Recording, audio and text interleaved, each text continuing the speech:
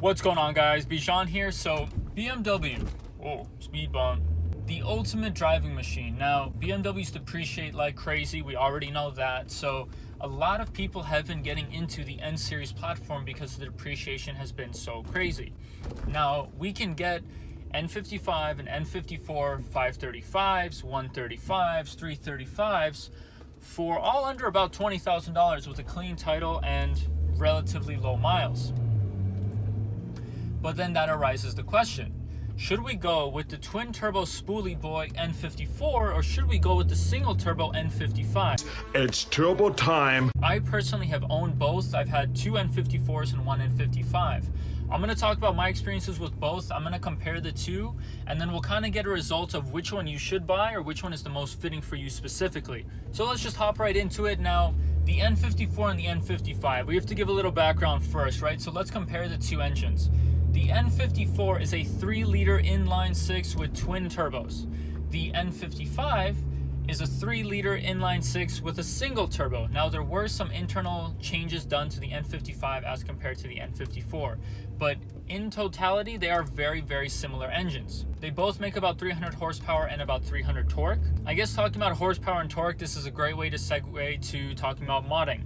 So if you're planning on modding these cars, you're gonna get very different experiences with both cars. Now, on my N54, I had one that was stock, one that was modified. So on the stock one, typical BMW stuff, there was some, right around 100,000 miles, you have to do the BMW maintenance, which is you have to change your radiator and you have to change your water pump. If you haven't and you've hit 100K, you are very much on borrowed time. They are going to go out very quickly.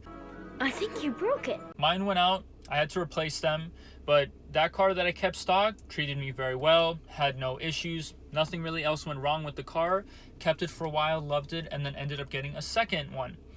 That second one, I was like, okay, let's mod this one. So did the JB4, chipped the car, did some small modifications to it, and we were able to go from the 300 horsepower with a little bit of ethanol. You make 400 wheel and 450 wheel torque. That is a huge jump in power and torque. You gotta get speed, demon speed. Speed's what we need. We need greasy, fast speed. What's the point of all this power and torque if you're not gonna have the reliability? So same thing with this N54, it was around the same miles, radiator went out, so I had to replace that. But on this one, because it was modded, I was having the dreaded N54 issue, which is you eat like Cookie Monster on free cookie day. Cowabunga! Cookie! Spark plugs and coil packs, they just go through them. So I think in 1 month on my N54 that was modded, I would go through 1 to 2 coil packs. Now, a coil pack in the grand scheme of things isn't the most annoying thing to replace because it's very easy to change and they're not super expensive. They're 60, 70 bucks each. But when you're replacing 1 or 2 a month, you definitely notice it. That's the thing. I sold that to a guy who ended up doing like a single turbo, I think a 62, 66 or 64, 66, port injection, better clutch and flywheel, all that good stuff. And then I ended up getting a beater for a while, and then I got this. This is an N55 135i, which I have also chipped and done about the same mods on.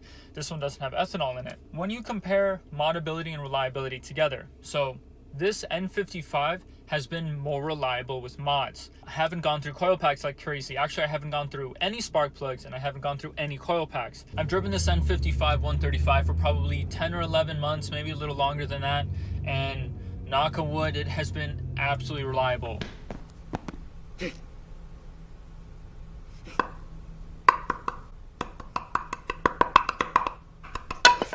Nothing's gone wrong on it. I haven't eaten coil packs. I haven't had to deal with my radiator going out or my water pump going out. Now I am coming up on 100K miles relatively soon. So I think probably in the next year or so, it's gonna be time for me to replace that radiator and that water pump. Now, what's different?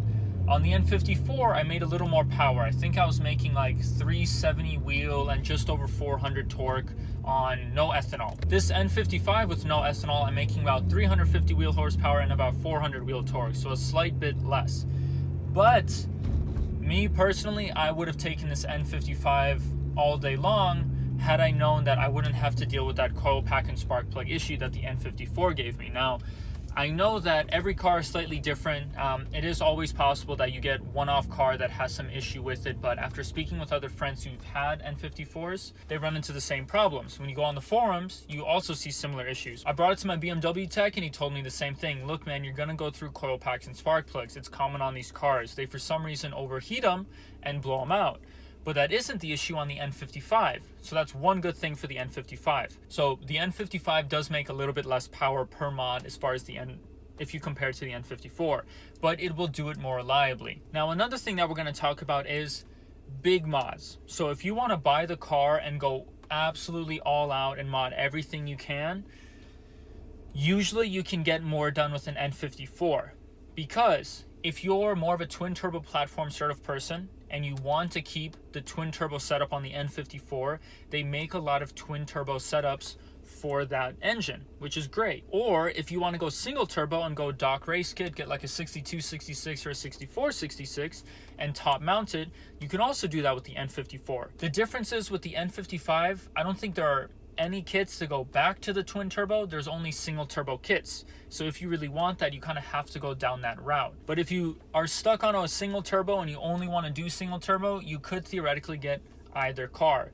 When you go single turbo, then you're going to have to do all of the supporting mods: port injection, fuel pump, clutch and flywheel, etc., etc. To go a little bit deeper into the cars, just outside of the engine, on the N55, you're going to see cars with the DCT, which is a much nicer automatic than you would on any of the N54 automatics.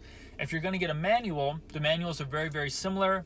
You can get the same stage 3 clutch and lightweight flywheel on both. Again, to go to things outside of the engine, the N54s tend to look a little bit better. The N55 sedan, I think, looks nicer, but the N54 coupe definitely looks nicer.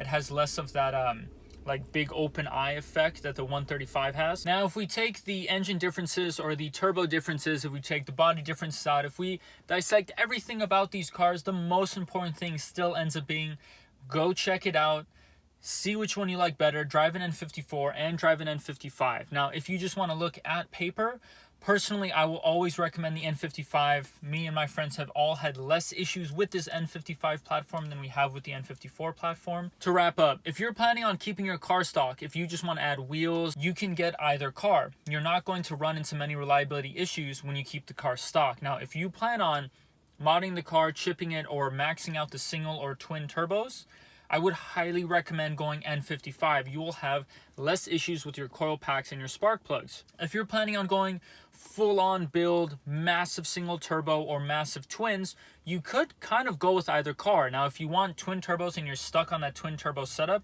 you like the look, you like the feel, you like how it drives, you have to get an N54. If you want to go with a single turbo setup, you could go with either car. The N55 already has a single, and there's a lot of kits like Dock Race that convert the N54 to a single turbo kit. But like I said, the most important thing above all else, check out both. Look at an N54 car, look at an N55 car, drive both of them. If you want an automatic, would also recommend an N55 because you can get a DCT off of most of those N55 cars versus you can off the N54 cars. If you want a manual, doesn't really make a difference. That being said, guys, I'll catch you all on the next one.